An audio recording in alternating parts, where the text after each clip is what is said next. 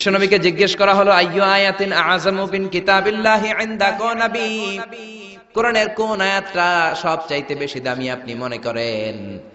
বিশ্বনবী বললেন আযামু আয়াতিন মিন কিতাবিল্লাহি আয়াতুল কুরসি। সুবহানাল্লাহ। আল্লাহর কোরআনের মধ্যে 6666 আয়াত, কারো বর্ণনা মতে 6636 আয়াত, আরেক বর্ণনা মতে আরেকটা riwayat পাওয়া যায়। এই যতগুলো আয়াত কোরআনের মধ্যে আছে সবচাইতে দামি আয়াতের নাম আয়াতুল কুরসি, ঠিক কি না? এতগুলো আয়াত থাকতে এটার দাম এত বাড়লো কেন?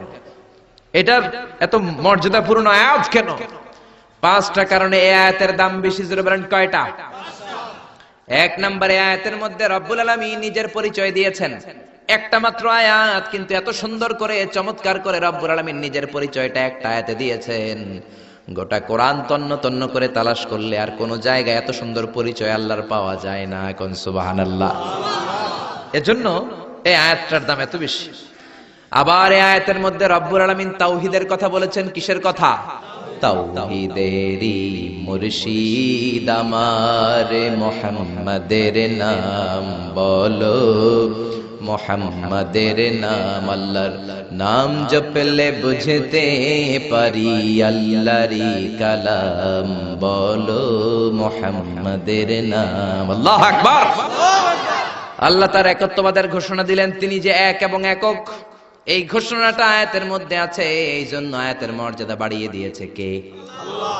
আবার এই আয়াতের মধ্যে আল্লাহর 4টা সিফাতি নাম আছে। জোরে বলেন কয়টা? 1 নম্বরে আল হাইয়্যু, 2 নম্বরে আল কাইয়্যুম, 3 নম্বরে আল আলী, 4 নম্বরে আল আযীম। এই 4টা আল্লাহর সিফাতি নাম এই আয়াতের মধ্যে থাকার কারণে আয়াতের মর্যাদা বাড়িয়ে দিয়েছে কে? আল্লাহ। আবার এই একটা আয়াতে রব্বুল আলামিন তিনি যে কত ক্ষমতাবান, তার কুদরত যে কত বড়, তার জ্ঞানের সীমানা যে কত বড়, এগুলোর বর্ণনা দিয়েছেন। আবার এই আয়াতের মধ্যে আল্লাহ কুরসির বর্ণনা দিয়েছেন।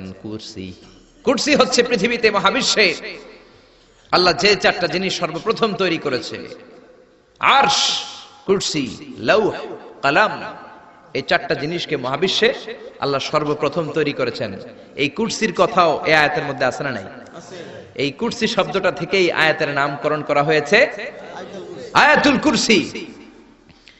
এরপরে বিশ্বনবী আপনাদেরকে বললেন মান কারা আয়াতুল কুরসি দুবুরা কুল্লি সালাতিন মাকতুবাতিন লাম ইয়ামনাহু মিন দুখুলিল জান্নাতি ইল্লাল মাউত। কেউ যদি প্রত্যেক ফরজ নামাজের পরে একবার করে আয়াতুল কুরসি পড়ে, সে জান্নাতে ঢোকার ক্ষেত্রে কোনো বাধা নাই, একটাই বাধা, তার মরণ। লোকটা মরে না, তাই জান্নাতে যায় না, মরলেই জান্নাতি। আল্লাহু আকবার। এইজন্য প্রত্যেক ফরজ নামাজের পর আয়াতুল কুরসি পড়ার দরকার আছে না নাই? It should be a special wazifa for every Muslim at every evening and every morning. After every congregational prayer you offer in mosque. প্রত্যেক জামাতে নামাজের পরে প্রত্যেক মুসলমানের ওয়াজিফা হওয়া দরকার আয়াতুল কুরসি। ইমাম সাহেব সালাম ফিরাবে, সালাম ফেরানোর পরে আপনি আয়াতুল কুরসি পড়বেন। কিন্তু ইমাম সাহেবরা তো সময় দেয় না। আমাদের দেশে সালামের পরে হুট করে একটা মুনাজাত আছে না নাই? মুনাজাত দিবেন, সমস্যা নাই, কিন্তু আগে তাসবিহ পড়বেন। আমাদের দেশে এরকম আসসালামু আলাইকুম, আসসালামু আলাইকুম রাহমাতুল্লাহ, আমিন, ইয়া রাহমার রাহিম, শেষ। তো আপনি কি চাইলেন আল্লাহর কাছে? কি চাইলেন? আমিন ইয়া